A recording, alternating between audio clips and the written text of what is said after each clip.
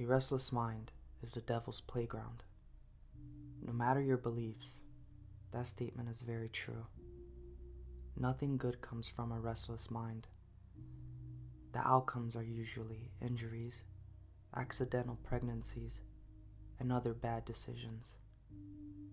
I'm a 16-year-old boy, and there is not a lot to do at this age other than video games, homework, and watching streaming services. This would explain why people in my age group oftentimes do stupid and immature things that you see on the internet. The most recent trend at the time to hit media attention was the Tide Pod Challenge. It involves people, mostly teenagers, eating Tide Pods while filming themselves doing it. Now, there have been other challenges over the past decades, such as the Condom Challenge, the Chubby Bunny Challenge, and most famous being the Ice Bucket Challenge. The one thing that all of these challenges have in common is that they start getting high media attention for a short time, and then they fade into obscurity. However, there is one trend that has not quite run its course yet, and that is the subject of this story. It is called the Blue Whale Challenge. Here is a quick disclaimer before I begin. Names have been changed for the privacy of the deceased, and for myself and other people in this story. However, everything else in this tale is true, except for people's names. Now that the introduction is out of the way, let me begin my story of the Blue Whale Challenge. All of this began back in January of this year. Winter break had come to an end, and it was back to the boring classes and long nights of homework. However, the first day of the second semester of my junior year of high school would be quite different. When class started, my English teacher told us that Miranda, one of our classmates, had committed suicide over the Christmas break. We were then told that an investigation had begun over her suicide because it was linked to an internet trend called the Blue Whale Challenge, and if anyone had any information about it, they were to talk to the vice principal after school.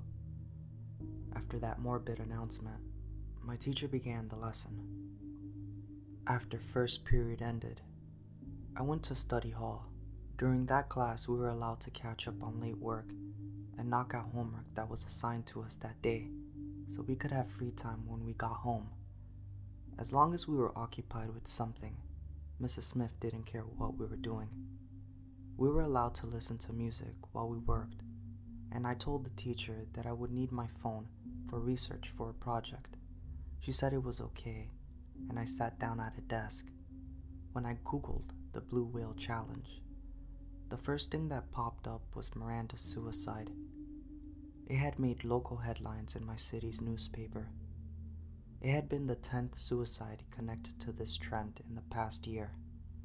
The rest of the report were people rambling on and on about suicide prevention. After leaving the website, I went to another website and I found out the rules to the game.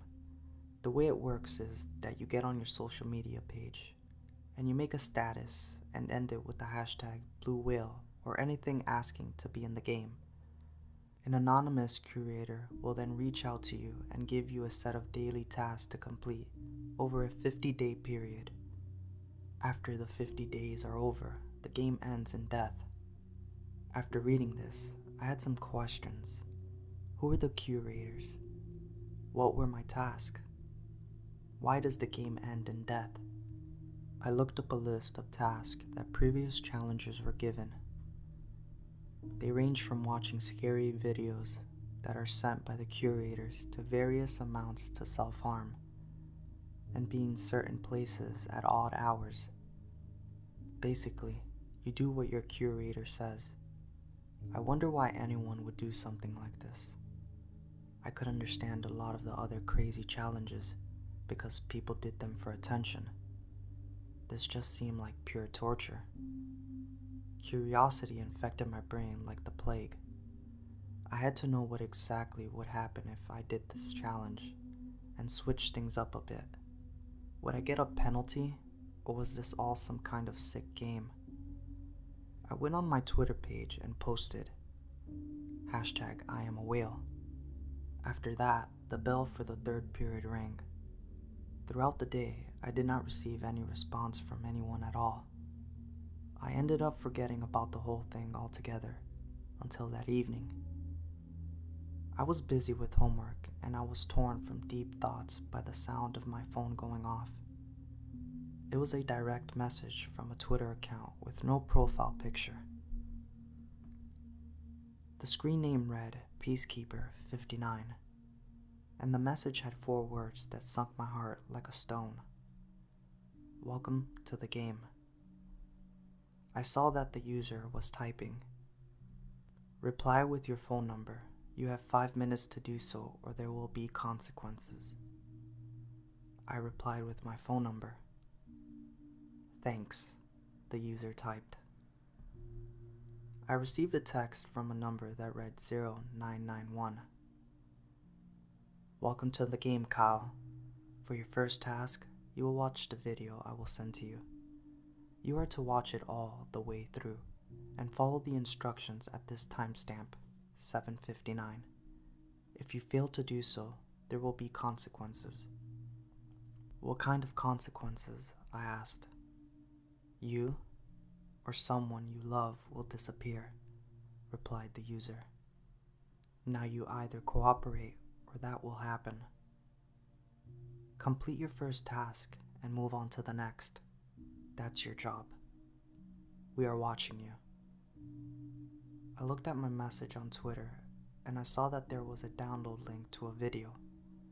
The video was called Ending the Night. I downloaded it and I began watching for the first 2 minutes. Nothing happened. I was just shown an empty bedroom. There was a queen-size bed, a nightstand with an old digital clock on it, and a few posters of classic rock bands scattered around the room. It seemed like a typical bedroom for a guy. I then heard a door open and close. I could hear what sounded like a man and a woman. They were laughing and talking to each other about their night. I then saw them walk into a room still kissing very passionately. They were a very attractive couple. The girl was dressed very gothically. She wore a black low-cut dress and a pair of combat boots. She had smooth, snow-white skin and long jet black hair along with black lipstick.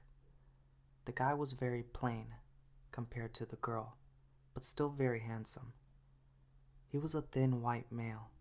He wore a red button-down shirt and a designer jeans. He had short brown hair and blue eyes. When the video hit the 2-minute mark, things got a bit steamy. The girl began to kiss the guy's neck, and not long afterwards, she got on her knees and unbuttoned his pants. For about 30 seconds, I watched her perform oral on him, but after that, there was a jump cut. The two were having sex, and what looked to be a really good sex.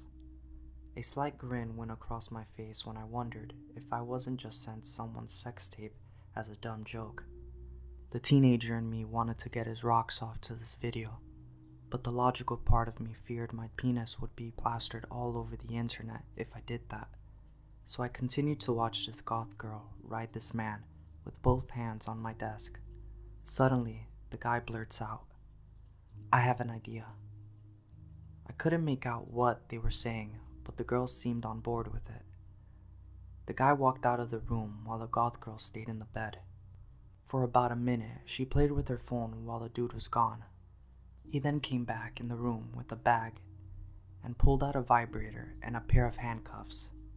He chained the girl's arms and legs to the bed frame, and then he reached into his bag again. I shuddered as I thought that he was going to pull out a butcher knife, but he had a blindfold instead. He then blindfolded the girl and then went down on her. After 15 seconds, there was another jump cut. This time, the man was holding the camera. He was filming himself carving a whale into the girl's flesh, just below her navel. She wasn't screaming. She was moaning with pleasure. After he was done, the man said, "Now you are mine forever." The girl replied with a pleaded, "I love you." and then the video hit the 7:59 timestamp. The screen read, "Be at this location at 1 a.m. sharp on January 15th. Do not be 1 minute late." Suddenly, GPS coordinates popped up on the screen. I wrote them down on a piece of printing paper, and I put it in my back pocket. January 15th was in about a week and a half.